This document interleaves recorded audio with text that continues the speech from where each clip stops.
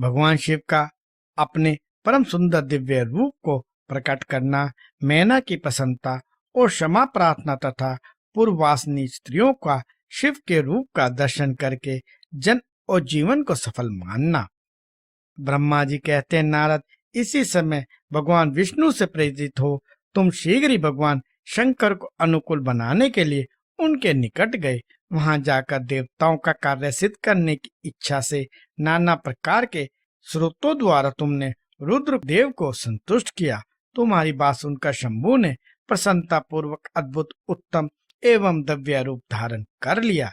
ऐसा करके उन्होंने अपने दयालु स्वभाव का परिचय दिया। उन्हें भगवान शंभु का वह रूप कामदेव से भी अधिक सुंदर और लावण्य का परम आश्रय था। उसका दर्शन करके तुम बड़े प्रसन्न हुए और उस स्थान पर गए जहाँ सबके साथ मैना विद्यमान थी। वहां पहुंचकर तुमने कहा, विशाल नेत्रों वाली मैंने भगवान शिव के उस सर्वोत्तम रूप का दर्शन करो। यह रूप प्रकट करके उस करुणामय शिव ने तुम पर बड़ी ही कृपा की है। तुम्हारी यह बात सुनकर शैलराज की पत्नी मैना आश्चर्यचकित हो गई। उन्होंने शिव के उस परमानंददायक रूप का दर्शन किया जो करोड़ों सूर्य के समान तेजस्वी, सर्वांग सुंदर, विचित्र वस्त्रधारी तथा नाना प्रकार के आभूषणों से विभूषित था। वह अत्यंत प्रसन्न, सुंदर, हास्य से सुशोभित, ललित लावण्य से लसित, मनोहर, गौरवर्ण, धूतिमान तथा चंद्रलेखा से अलंकृत था। विष्णु आदि संपूर्ण देवता बड़े प्रेम से भगवान शिव की सेवा कर रहे थे। सूर्य देव ने छत्र लगा रखा था। चंद्रदेव मस्तक का मुकुट बनकर उनकी शोभा बढ़ा रहे थे। इन सब साधनों से भगवान शंकर सर्वथा रमणीय जान पड़ते थे। उनका वाहन भी अनेक प्रकार के आभूषणों से विभूषित था। उसकी महाशोभा का वर्णन नहीं हो सकता। गंगा और यमुना भगवान शिव को सुंदर चावल डुला रही थी और आठों सिद्धियां उनके आगे नृत्य कर रही थी। उस समय में भगवान विष्णु और इंद्र आदि देवता अपने अपने वेश को भली भांति विभूषित कर कर पर्वतवासी भगवान शिव के साथ चल रहे थे। नाना रूपधारी शिव के गण खूब सज धज कर अत्यंत आनंदित हो शिव के आगे आगे चल रहे थे। सिद्ध, उपदेवता, समस्त मुनि तथा अन्य सब लोग जो महान सुख का अनुभव करते हुए अत्यंत प्रसन्नता पूर्वक शिव के साथ यात्रा कर रहे थे।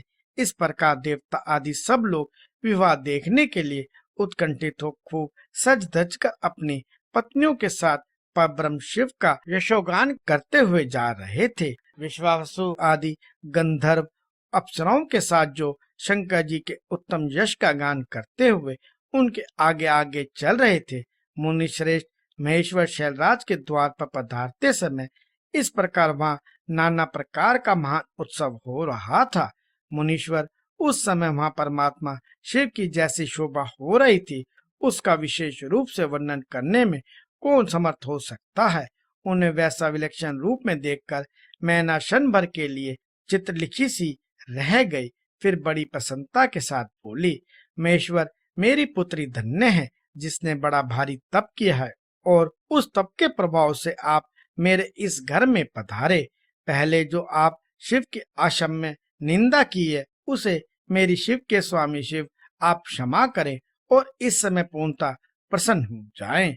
ब्रह्मा जी कहते, नारद, इस प्रकार बात करके चंद्रमौली शिव की स्तुति करती हुई शैल प्रिया मैना ने उन्हें हाथ जोड़कर प्रणाम किया।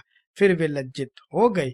इतने में बहुत सी पूर्ववासिनी स्त्रियां भगवान शिव के दर्शन की लालसा से अनेक प्रकार के काम छोड़कर वहां आ पहुंची।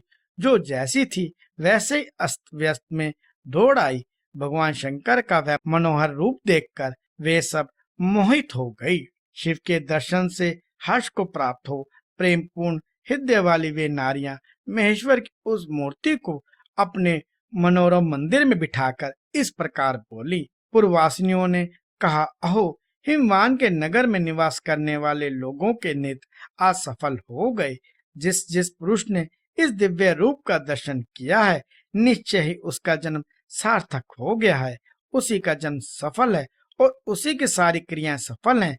जिसने संपूर्ण पापों का नाश करने वाले साक्षात शिव का दर्शन किया है पार्वती के शिव के लिए जो तप किया है उसके द्वारा उन्हें अपना सारा मनोरथ सिद्ध कर लिया। शिव को पति के रूप में पाकर ये शिवा धन्य और कृतकृत्य हो गई। यदि विधाता शिवा और शिव के इस युगल जोड़ी को सानंद एक दूसरे से मिला ना देते तो उनका सारा परिश्रम निष्फल हो जाता। इस उत्तम जोड़ी को मिलाकर ब्रह्मा जी ने बहुत अच्छा कार्य किया है। इससे सबके सभी कार्य सार्थक हो गए। तपस्या के बिना मनुष्य के लिए शंभु का दर्शन दुर्लभ है। भगवान शंकर के दर्शन मात्र से ही सब लोग कृतार्थ हो गए।